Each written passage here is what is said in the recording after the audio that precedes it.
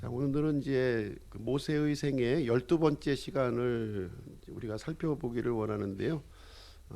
이제 지명 이름이 많이 나오죠. 지금 지명 이름이 많이 나오는데 어, 오늘은 이제 그 유명한 그 홍해의 기적입니다. 홍해의 기적. 예, 홍해의 기적인데 이스라엘 백성들이 이제 그 이집트 땅을 이제 떠나서 이제 홍해를 건너는 장면이 오늘 이제 살펴보는 전체적인 내용이 되겠습니다.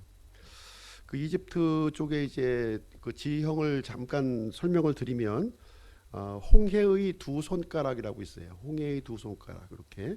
그래서 이제 삼각형으로 된 그 이집트와 그 이스라엘 사이에 삼각형으로 된 그 땅이 있는데요. 그걸 이제 시나이 반도라고 부릅니다. 그래서 이제 그 시나이 반도 양 옆으로 마치 두 개의 손가락을 이렇게 V자로 이렇게 놓은 것처럼 이제 두 개의 만이 있어요. 한 이제 이집트 쪽에 있는 이 만은 이제 어떤 만이냐면 지금 요즘에는 그 수에즈만이라고 이제 부르죠. 수에즈 운하가 있는 그 만입니다. 그래서 걸프전이 일어났던 그 걸프, 예, 걸프만이고요. 그 다음에 이쪽 편 반대편에 있는 요 이제 대각선에 있는 그 만은 아카바만이라고 부릅니다. 아카바만. 그래서 이 걸프만과 아카바만 이렇게 되어 있는 곳이고요. 지금 이제 이스라엘 백성들이 이제 건너는 그 홍해는 어떤 홍해냐? 예, 두 번째 홍해예요. 이 걸프만을 건너는 게 아니라 지금 이제 아카바만을 이제 건너는 장면을 지금 이제 보여주고 있는 것입니다. 그래서 전통적으로 이 삼각형으로 되어 있는 이 시나이 반도는 이집트의 지역으로 들어가 있어요. 이집트 관할 지역이에요. 관할 지역으로 있는 땅이고요. 그래서 이집트의 어떤 그 이 통치권에서 벗어나기 위해서는 이 걸프만을 벗어나 가지고는 좀 이제 곤란한 거죠. 이 아카바만을 벗어나야만 실질적으로 이제 이집트의 이런 통치권에서 벗어나게 되는 건데 이 전통적으로 이제 이 그 출애굽 경로를 쭉 살펴보시게 되면 이 걸프만을 이제 건넌 것으로 그것도 이렇게 그 중간 부분을 걷는 것이 아니라 이 상부 지역에 얕은 지역을 걷는 것으로 이렇게 이제 기록이 되어 있어요. 그러나 최근에 이제 발견된 여러 가지 자료에 의하면 이 걸프만을 걷는 것이 아니라 이 그 시나이 반도를 관통해서 지금 이제 이 아카바만을 이제 중심부를 건넌 것으로 지금 이제 발표가 지금 되고 있습니다. 그래서 이제 그 이스라엘 백성들이 이제 2절 말씀에 보시게 되면 믹돌과 바다 사이의 비하히롯, 비하히롯 앞 곧 바알스본 맞은편에 진을 치게 하였다 이렇게 기록하고 있는데요. 그러니까 이제 미디안 땅에 있는 그 지역이 어디냐면은 비하히롯이에요. 비하히롯. 그리고 이제 그 이제 이스라엘 백성들이 이제 바닷가에 진치고 있는 부분이 바로 이제 바알스본이라는 땅, 믹돌 이 땅이 이제 되겠습니다. 이렇게 참고적으로 이해하시고 오늘 말씀을 좀 보시면 되겠습니다. 그래서 오늘 내용은 이제 영화 10개에 나오는 영화로서 이제 잘 알려져 있는 그런 아주 그 스펙타클한 그런 내용이 이제 되겠습니다. 그래서 이스라엘 백성들이 이제 홍해를 건너서 이집트 땅을 이제 탈출하는 내용을 오늘 이제 다루게 되겠고요. 그래서 이제 이스라엘 사람들에게는 다시 이제 이집트로 돌아갈 수 없는 그런 상황으로 이제 오늘 이제 되어지게 됩니다.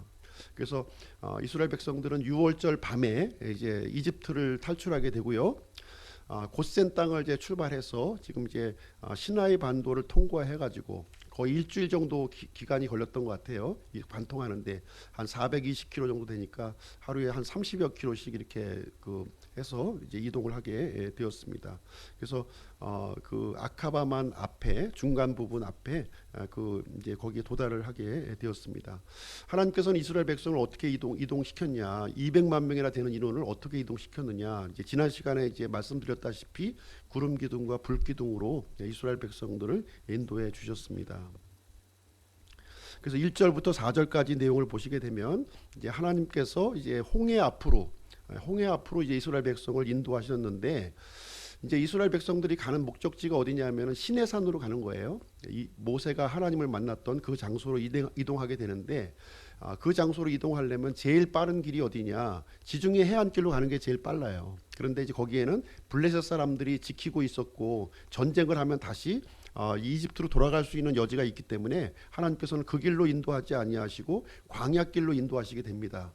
광야길도 근데 두 가지 길이 있었던 거예요. 두 가지 길. 광야길도 이렇게 모세가 이 40세 나이 때 이제 도망자가 되었을 때 미디안 땅으로 건너갈 때 사용했던 그 광야길이 있었고, 또 하나는 뭐냐면 홍해 바닷길로 가는 길이 있었던 거예요.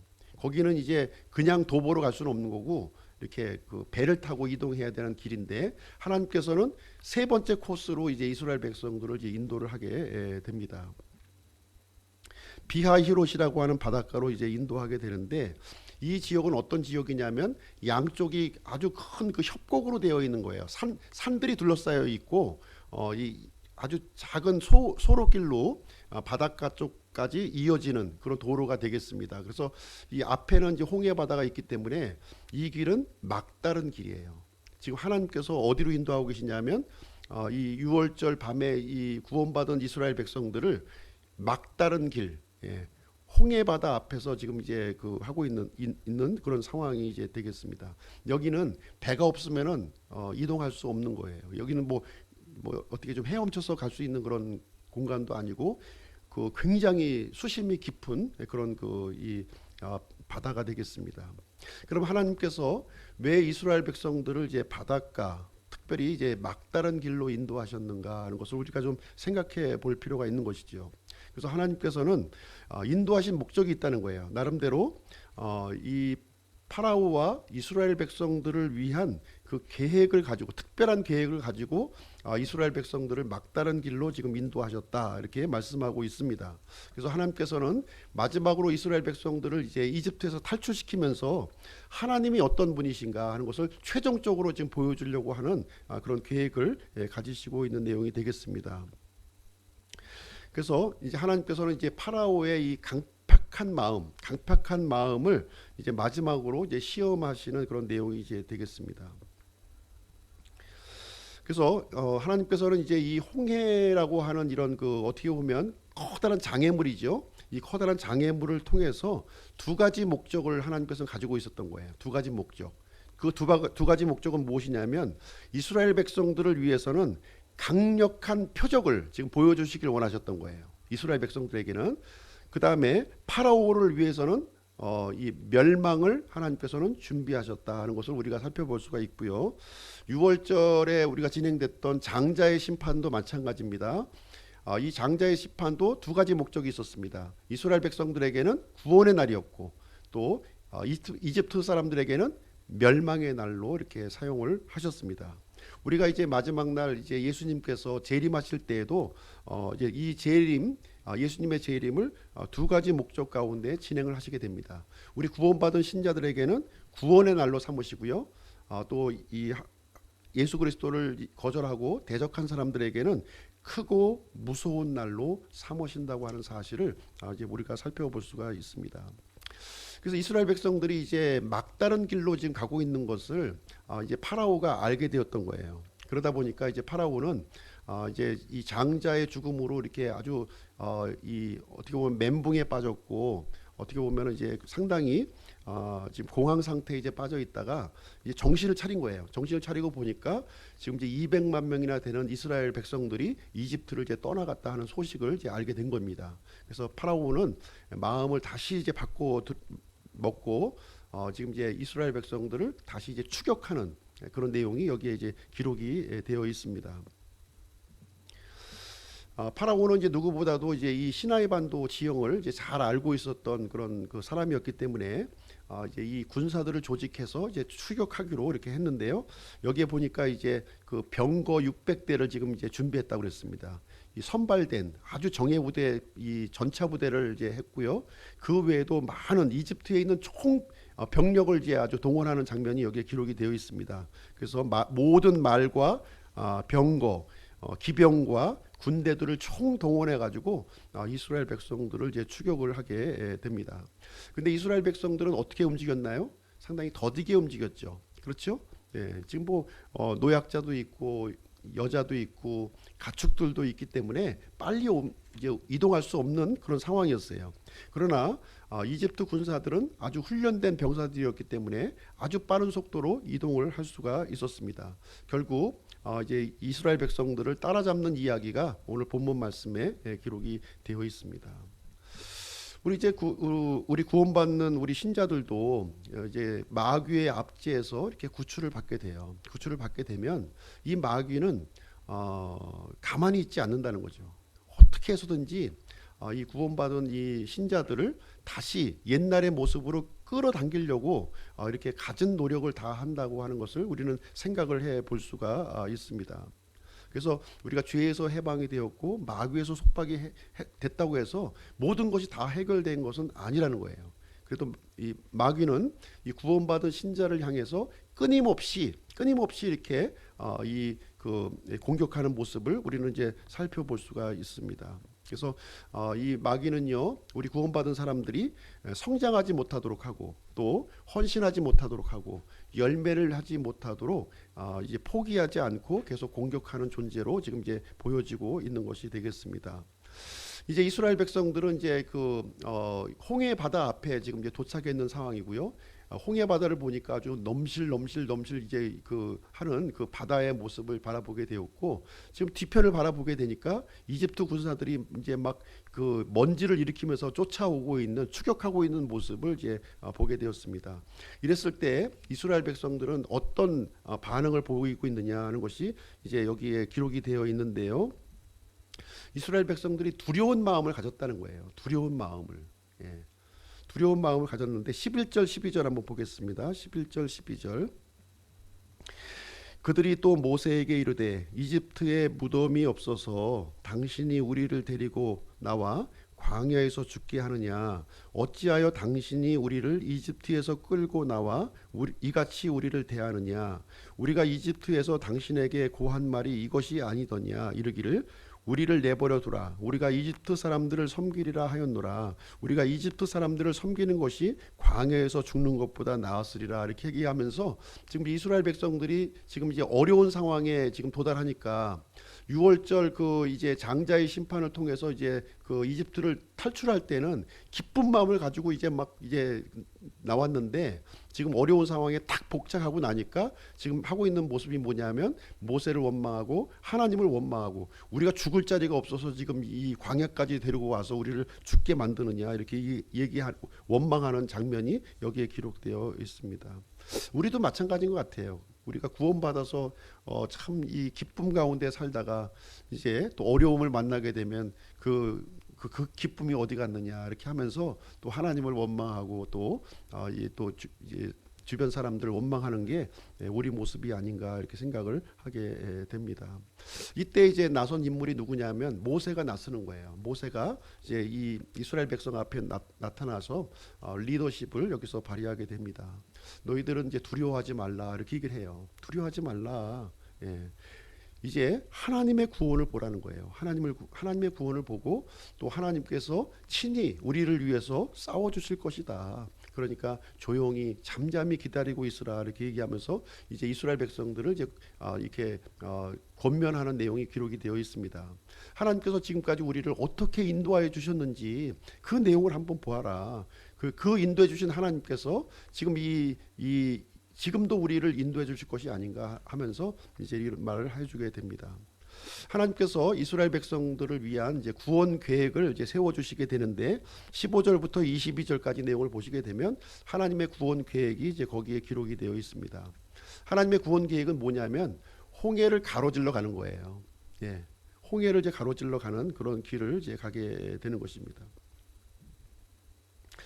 이제 모세에게 명령을 내리시는데 어떤 명령을 내리시냐면 막대기를 들은 손을 앞으로 내밀라는 거예요. 앞으로 내밀게 되면 이제 이 이스라엘 백성들을 바다를 관통해서 지나가게 하시겠다 하는 것이 하나님의 계획이 되겠습니다. 지금 이 바다가 지금 어떻게 되냐면 수심이 1500m 한 700m 정도가 되는 아주 수심이 깊은 그 바다예요.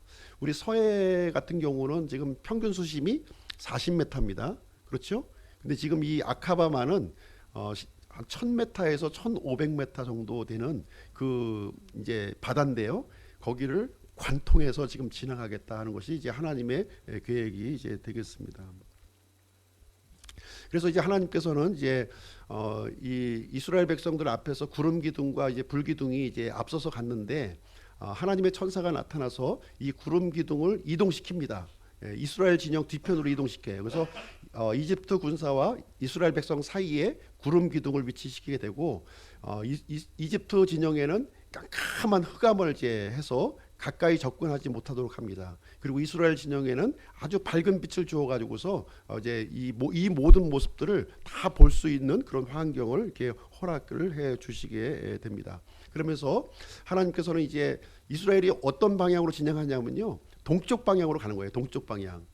수에즈만 저기 그 아카바만은 북에서 남으로 이렇게 이제 되어 있고요. 지금 동풍을 부는 거예요. 지금 이제 이 홍해를 허리 부분을 그냥 이 강한 동풍을 불게 하는 겁니다.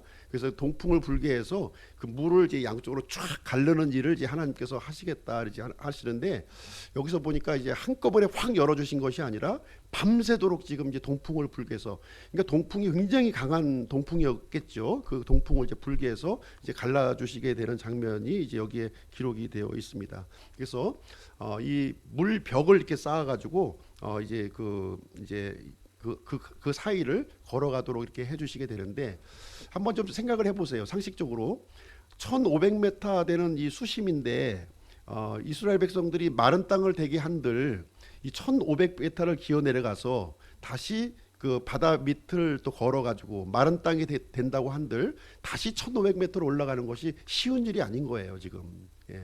그런데 하나님께서는 이 아카바만이 희한한 지형이 되어 있는 거예요. 희한한 지형이 있어요. 1500에서 이 1000m의 수심인데 지금 누에이바 해안이라고 하는 그 이스라엘 백성들이 이 진을 치고 있는 이 지역은 어떤 지역이냐면 이 미디안 땅과 연결이 된 거예요. 해저로 연결이 되어 있는 도로가 있었어요. 수심 100m 정도 지점에 이 그 해안 도로가 이렇게 쭉 연결되어 있는 거예요. 이것이 인공위성이 통해서 지금 이제 살펴보니까 그것이 정확하게 관측이 된 겁니다. 그래서 경사도가 한 6도 정도로 돼가지고 이렇게 수심 100m 부분을 쭉 연결되어서 지금 이제 시나이 반도와 미디안 땅과 연결되어 있는 협곡이 지금 이제 밝혀진 거예요. 폭이 한 10km 정도가 되어서 200만 명의 사람들이 이렇게 일시에 지나갈 수 있는 그 바다 밑 도로가 형성되어 있는 지역에 동풍을 불게 해서 물을 이제 벽을 세우고 그 안에 이스라엘 백성들을 통과할 수 있도록 하나님께서 해주셨다는 것이 여기에 되어 있습니다. 믿을 수 없는 일들이 지금 여기서 이제 발생을 하게 되었습니다. 23절부터 31절까지 보면은 보니까 이제 이스라엘 백성들이 막 이제 바다 밑을 마른 땅을 막 걸어서 지나가고 있는 거예요. 그러니까 이제 이 이집트 군사들이 그 모습을 보고서 이제 따라서 들어갑니다. 추격을 해요. 계속해서 추격을 하는 장면이 이제 이어지게 되고 있습니다. 인본주의 학자들은 성경에 기록되어 있는 이 기적을 믿지 않습니다. 믿지 않아요. 어떻게 이해를 하냐면 이 홍해를 영어로 레드씨거든요. 레드씨 이렇게 부르는데 이것이 REDC인데 이 인본주의 학자들은 어떻게 얘기했냐면 리드씨라는 거예요. 리드씨. 그러니까 갈대가 있는 이 바다라는 겁니다. 갈대가 있는 바다이기 때문에 이 굉장히 얕은 바다를 통해서 이스라엘 백성들이 건너갔다 이렇게 주장을 하고 있는 거예요. 그런데 이 참 미안한 얘기지만 이 갈대는 바닷물에서는 자라지 않는 거예요. 바닷물에서는 자라지 않습니다. 이것은 이 강이나 이런 데서 이제 자라는 풀이지 짠 물에서는 자랄 수가 없는 갈대고요. 또 한 가지는 뭐냐면 이스라엘 백성들이 이렇게 쉽게 건너는 땅을 그 전차 부대가 어떻게 물로 다 수장이 될 수가 있겠어요. 이스라엘 백성들은 걸어서 지나갔고 뒤따라오던 그 수많은 이집트 병사들은 물로 수장이 됐다. 이것은 논리적으로 말이 안 되는 얘기가 되는 것이죠. 예. 그래서 하나님께서는 수심 이그 1000m가 넘는 그 홍해 바다를 하나님의 기적적인 능력으로 이렇게 통과를 할 수 있도록 이렇게 만들어 주셨음을 우리는 보게 됩니다. 그래서 이집트 병사들은 이 부분을 시험을 해서 이제 따라 들어가다가 이제 하나님께서는 이제 이 그 불던 이 동풍을 이제 멈추신 거예요. 불던 동풍을 멈추니까 이게 쌓였던 이 물벽이 이제 이집트 군사들을 이제 덮쳐가지고 완전히 이제 수장시켜 버리는 그러한 일을 이제 하나님께서 진행을 해 주셨습니다. 자, 그 내용이 이제 27절, 28절 나와 있는데요. 한번 보실게요. 27절, 28절. 모세가 자기 손을 바다 위로 내밀매 새벽이 될 때 바다가 자기 세력을 회복하니라.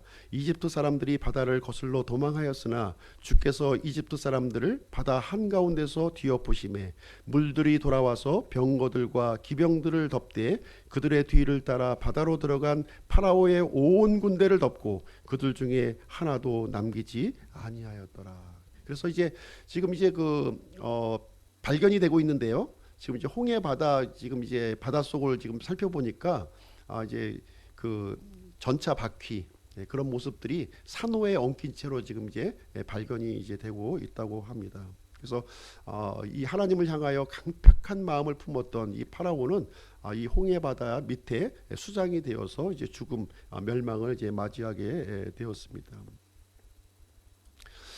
지금까지 이제 홍해의 기적을 이제 살펴보았는데요. 이집트는 세상을 이제 예표하고 있습니다. 그리고 이제 파라오는 세상 신 마귀를 이제 예표하고 있어요. 유월절 어린 양은 예수 그리스도의 피로 구원받는 것을 이제 예표를 하고 있습니다. 우리가 예수님의 피로 말미암아 구원받았다면 세상을 상징하고 있는 이집트에서 탈출해야 된다는 거예요. 이 파라오의 속박, 마귀의 속박에서 탈출해야 된다는 것을 여기에서 이제 홍해의 기적을 통해서 우리에게 가르쳐주고 있는 내용이 이제 되겠습니다. 하나님께서 이 구원받은 신자들을 인도하는 길은 어디냐? 광야로 인도하신다는 거예요. 이 편안하고 이제 비단길이 깔려 있는 길로 인도하시는 것이 아니라 척박한 광야의 길로 인도하신다는 것입니다. 이 광야는 어떤 곳이냐면 하나님을 이렇게 하나님의 절대적인 도움이 필요한 거예요. 하나님이 없이는 살 수 없는 곳이 바로 광야의 지역인데 하나님께서는 구원받는 사람들을 광야로 이제 이동하신다는 것을 이제 말씀을 해주고 있습니다. 이 광야의 여정은 육신적으로는 좀 힘들 수가 있어요. 어려울 수가 있습니다. 그러나 그럼에도 불구하고 이 광야는 우리에게 영적으로 축복을 우리에게 준다고 하는 사실을 우리가 발견을 할 수가 있습니다. 왜냐하면 이 혹독한 광야의 여정을 통해서 우리가 이집트에서 가졌었던 그 생활 방식이나 이 사고 방식이나 그 문화 방식을 제거할 수가 있다는 거예요. 그런 것이 없다면 이집트에 있었던 그런 것을 제거할 수가 없는 겁니다. 그래서 우리 구원받은 신자들도 하나님께서 광야의 길로 인도하시게 되는데 그 목적은 무엇이냐면 세상에서 우리가 가졌던 옛사람의 습관들을 이렇게 제거하기를 원하신다는 거예요. 우리가 긍정적으로 우리가 받아들여야 될 필요가 있다고 하는 것입니다. 그래서 하나님께서 이스라엘 백성들을 이제 이 홍해 바다 막다른 길로 인도하신 것은 하나님의 의도하신 계획이었다는 거예요. 일부러 그 길로 인도하신 거예요. 일부러 그 길로 하나님을 의지하고 하나님을 신뢰하는 것을 배우도록 하기 위해서 의도적으로 인도하셨다 하는 것을 우리는 이제 살펴볼 수가 있습니다. 그래서 우리가 하나님을 믿고 신뢰한다면 두려워하거나 걱정할 필요가 없다는 거예요. 하나님께는 어려운 일이 없으신 거예요. 하나님께서는 참새 한 마리도 떨어지는 것도 다 우리의 머리털까지도 다 세신다고 이렇게 말씀을 해주셨습니다. 이 하나님을 온전하게 신뢰한다면 우리는 걱정할 필요가 없고 두려워하거나 근심할 필요가 없음을 얘기해주고 있습니다. 특별히 이스라엘 백성처럼 이렇게 원망하고 조금만 어려움이 생겨도 원망하고 불평하고 스스로 자책할 필요가 없다는 거예요.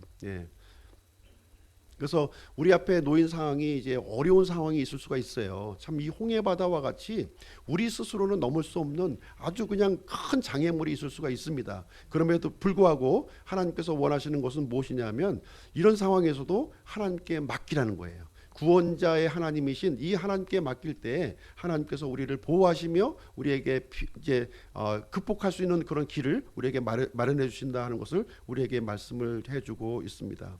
그래서 하나님께서는 이 홍해 바다를 통해서 하나님의 영광을 보여주셨어요. 이집트 이 군사들을 이 홍해 바다에 다 수장시킴을 통해서 하나님의 영광을 보여주셨습니다. 그리고 이스라엘 백성들에게는 하나님의 크신 능력을 이제 이렇게 보여주셨다는 것을 볼 수가 있습니다. 그래서 하나님은 이 홍해를 통해서 이제 우리 믿는 사람들에게 이 믿음을 증대시켜 주시기를 원한다는 것을 우리에게 알려주고 있습니다. 어떤 상황에서든지 하나님을 의지하고 하나님을 신뢰해야 될 것을 여기서 가르쳐 주고 있습니다. 이 홍해 바다에서 또 한 가지 우리에게 알려주시는 것은 무엇이냐면 모세의 리더십을 이제 허용해 이제 주셨는데요. 우리 이제 구원받은 사람들이 이렇게 리더십을 이 어려운 상황에서 리더십이 나오는 거예요. 예, 리더십이 나오는 겁니다. 그래서 좀 연약한 신자들 이렇게 또 근심 가운데 좌절 가운데 있는 신자들을 이렇게 권면하고 용기를 심어줄 수 있는 그런 리더십을 우리에게 준다고 하는 사실을 우리는 보게 됩니다. 그리고 하나님께서는 이 홍해라고 하는 거대한 장애물도 에서도 우리를 보호하시고 우리를 지켜주신다고 하는 사실을 우리에게 알려주고 있습니다. 이 홍해가 가르쳐주는 마지막으로 이제 그 영적인 의미를 한번 보도록 하겠습니다. 홍해의 기적을 통해서 하나님께서 주시고자 하는 우리 영적인 의미를 한번 보도록 하겠는데요. 신약성경 고린도전서 한번 보겠습니다. 고린도전서 10장으로 한번 가서 보실게요.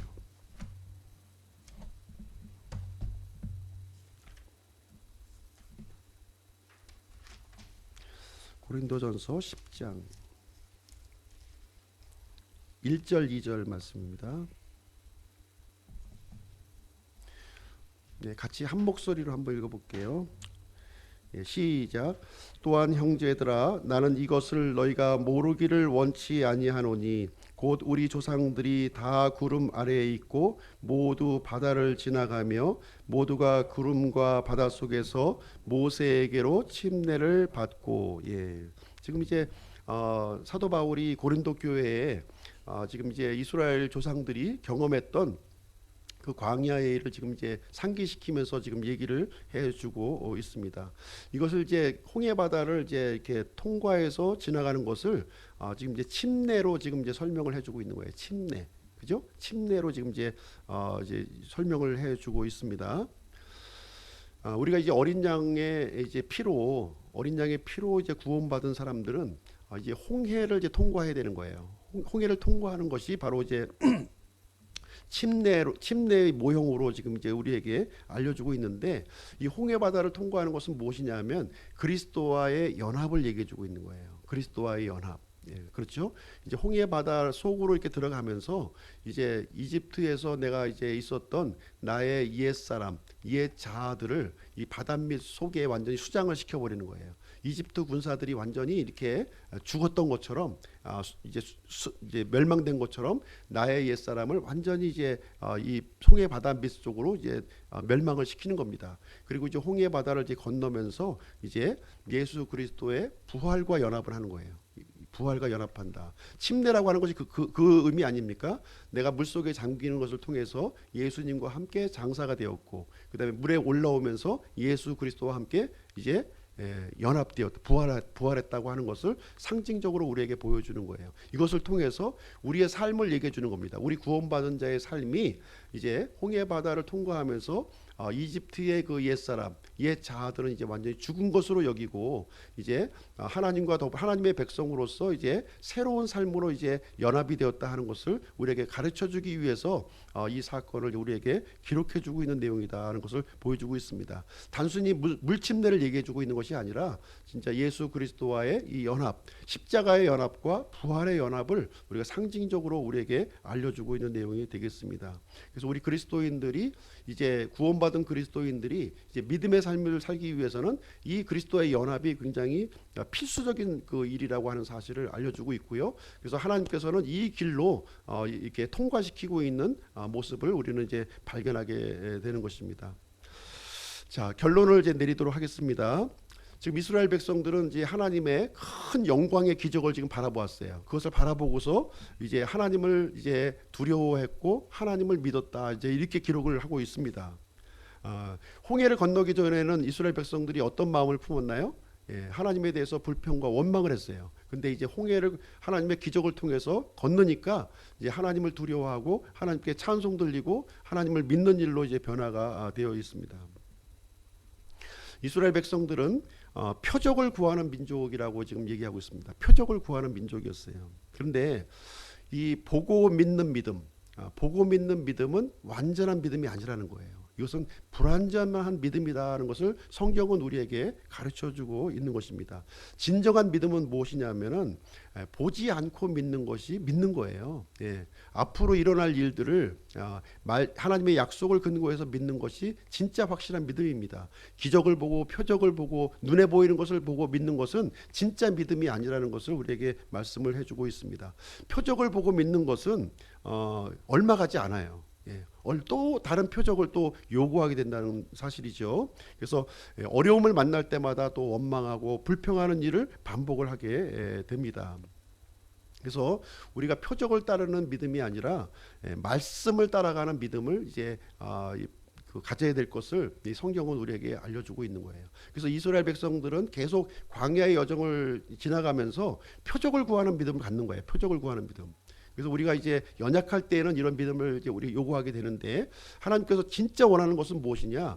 표적을 보고 믿는 믿음이 아니라 말씀을 따르는 믿음을 하나님께서 원하신다는 것을 여기서 가르쳐주고 있는 내용이 되겠습니다. 그래서 우리 그리스도인들의 믿음의 여정에는 반드시 이 대적의 공격이 있어요. 이 마귀의 공격이 있음을 우리는 분명히 알아야 됩니다. 그럼에도 불구하고 하나님께서는 우리를 지키시고 보호하신다고 하는 사실을 이 내용을 통해서 우리에게 알려주고 있습니다. 원망과 불평으로 하기보다는 나에게 맡겨진 모든 일들을 하나님께 내어 맡기게 된다는 거예요. 그래서 하나님 믿는다고 해서 이렇게 어려움이 없어지는 것이 아닙니다. 어려움은 그대로 있어요. 그럼에도 불구하고 하나님께서는 우리에게 믿음을 주시고 그 어려움을 극복해 나가도록 이렇게 해 주신다고 하는 사실을 여기에서 알려주고 있습니다. 그래서 우리가 힘들고 어려울 때 나의 힘으로 어떻게 해보려고 막 애쓰기보다는 구원자 하나님께 이렇게 내어 맡기고 그분께 이 기도하는 것이 더 중요하다는 사실을 알려주고 있습니다. 그래서 하나님의 구원과 이 구원을 소망하고 기다리는 우리 기쁨 침례교회 성도님들이 되시기를 주님의 이름으로 축원드립니다.